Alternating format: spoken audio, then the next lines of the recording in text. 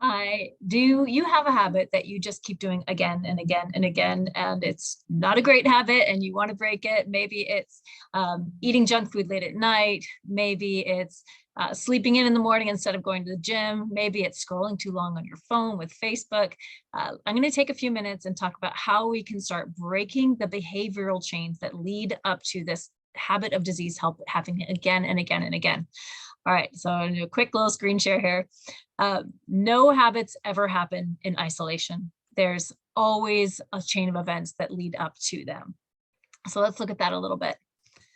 All right, so I have a habit that I'm trying to break right now, and it's basically grabbing my phone when I'm in the car. I'm not supposed to do it, it's against the law, but I keep finding myself, whenever I hit a stop sign, grabbing that phone, checking text, and inevitably the car behind me starts to honk, and it's stupid. I don't need to do it. And I'm trying to break this habit.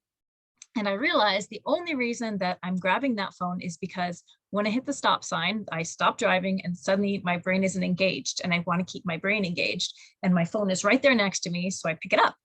But what if my phone wasn't there right next to me? And so I have started putting it in the glove box when I get in the car. So it's a little bit further away. And now when the stoplight hits, my brain isn't engaged. I'm trying to find something else to do. But think about your habit of disease and what are the events that lead up to that habit happening?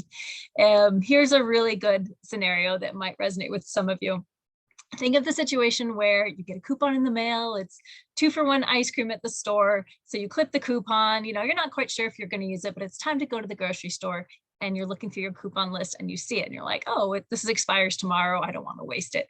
Run to the store, you grab the ice cream, bring it home, stuff it in the fridge. Wednesday night comes and you're bored watching TV. And so you hit pause, run over to the fridge, kind of see what's around. The ice cream's right there. You grab it and a spoon, you go back to the couch and you start eating while you're watching it and you eat half the tub. So that's a chain that I've definitely been stuck in lots of times. But let's look through all the different links of this chain. As the chain gets further and further down, it gets harder and harder to break the links. And so if we can go back as far as we can to start breaking links and changing outcomes, it's going to really change our habit of disease versus our habit of health. So first thing on there is seeing the coupon. What if you don't look at coupons? What if when you saw the coupon, you just threw it right out in the mail? So that was a place where it could have been broken. What if before you go to the grocery store, instead of flipping through your coupons, what if you just shop off a list of things you actually need? And when you go to the store, you don't even look at the ice cream. There's another way you could break it. So what if you put it in your cart? And I've done this too. What if you put it in your cart and then right before checkout, you did a quick scan of your cart and asked yourself, is there anything in here I don't need? And maybe there's some things that go back. I have definitely left a lot of stuff with the checker as I'm going through, and I just do a quick little, do I actually want that? And a lot of things don't end up coming home. When you put it in your fridge, what if you put it behind something in the back so that when you open the fridge mindlessly, it wasn't the first thing you saw? What if when you grab the ice cream out of the fridge, instead of just taking the tub to the couch, you put a little bowl and you just had one little single serving and you took a few bites and did it that way? So at every stage through this, there was a point where we could pause and make a different choice that would not lead to a whole tub of ice cream being eaten. So I would challenge you, come up with your habit of disease, write the habit of disease, and then go backwards in time. What are the things that lead up to that? You'll start noticing some patterns and give yourself some different options of what alternate actions you could have taken for those different things. Here's a really great technique that I learned from Dr. Wayne Scott Anderson, and it has helped me so much in changing these behavioral changes. It's called Stop, Challenge, Choose. And it's a really simple process. And when I first learned about it, I thought that's too simple. It's never going to work. But I've gotten in the habit of using this, and slowly, day after day, month after month, it's been almost 10 years now since I've learned it. This is my new process for when I'm confronting these changes. So the first thing is, when you get a trigger to create an unhealthy habit, just stop. Just stop for a second, take a quick breath, just put a physical pause in there and center. Then challenge. Why am I feeling this way? Let's use the example of me grabbing my phone in the car. Why do I feel like I want to grab my phone? Well, first of all, the people who designed my phone conditioned me to want to grab it. So it's literally just like a cocaine brick, a mental cocaine brick there. Like they want me to want to grab it. It's got bings and boops and little things I can do when I'm sitting at a stop sign and my brain's looking for activity. So that's another reason. Another reason I might want to grab it is maybe I'm feeling some anxiety and I don't want to get into my head or think my thoughts, and the phone's a good way to buffer from that. And then choose, give yourself a few different outcomes. What can you do in this moment when you're feeling this way? Give yourself the option of, yes, you can grab the phone. What are some of my other options? I can not grab it and I can just like willpower through. Something that I've started doing is I've chosen to do something I'm calling a stoplight meditation. I literally just look at the red light and I'm doing an exercise where I'm breathing in for 4 breaths, breathing out for 4 breaths, and I'm focusing on the red light until it's time to go again. And so that's been a really awesome choice for me to mindfully make, because it's giving me that pause. It's giving me a chance to connect with myself. It's giving me a chance to calm down. And the phone is nowhere in sight. I'm not getting the honks behind me. So this is a really simple process. You can use it in so many different areas, but practicing stop, challenge, choose just takes a few seconds. You stop, challenge, why am I feeling this way? What is it that I'm hoping to accomplish?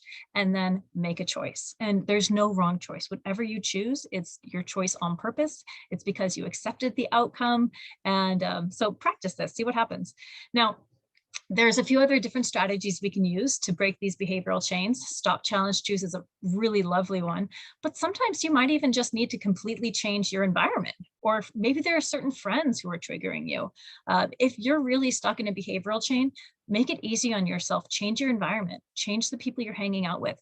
Put yourself in places where your positive response is encouraged and cheered, not one where maybe you're getting peer pressure or you're in an environment like I was trying to drink less in January, so I really didn't spend as much time in bars. That it was helpful for me to just break that chain. And a third strategy is a journal, and it doesn't have to be a ton. Do not feel like there's something you have to write. There's no amount of page that you have to fill up. It can literally be 2 or 3 sentences, but having a daily practice of mindfulness, writing out your feelings, maybe you're writing what you're hoping to accomplish that day, maybe you're writing something you're struggling with. Any sort of mindfulness you can bring to your day is going to help you with the stop, challenge, choose, and breaking those chains. And when you're taking out a habit, it's really hard sometimes when you just take something away and there's nothing happening. It's this big black hole that's begging to be filled. So consider filling in that habit with a positive one. I swapped out grabbing my phone at stoplights for doing a little meditation instead of just sitting there trying to willpower my way through. What can you swap out your negative habit for? Think on that for a minute. And then also, there's a really cool saying that is so true, and it's basically, your energy flows where attention goes. So sometimes when we're focusing so hard on not doing something and putting all this energy into not doing it, that attention actually increases our cravings. And so rather than thinking about how much you don't want to eat the chocolate chip cookies and how much willpower you're going to have not to eat them, maybe you could pour your energy into something you do want to do instead. So rather than not eating the chocolate chip cookies, I would like to take a walk. I would like to call my mom. I would like to go do a craft project. Maybe the only reason that I wanted those cookies is because I was looking to self-soothe. Maybe I can take a bath. And then creating barriers. And when we're talking about barriers to the disease, thinking back to the ice cream example, if it's not in sight, what can we do to make our habits less attractive? Maybe the ice cream is buried at the very, very bottom of the deep freeze and I'd have to pull everything out to get it.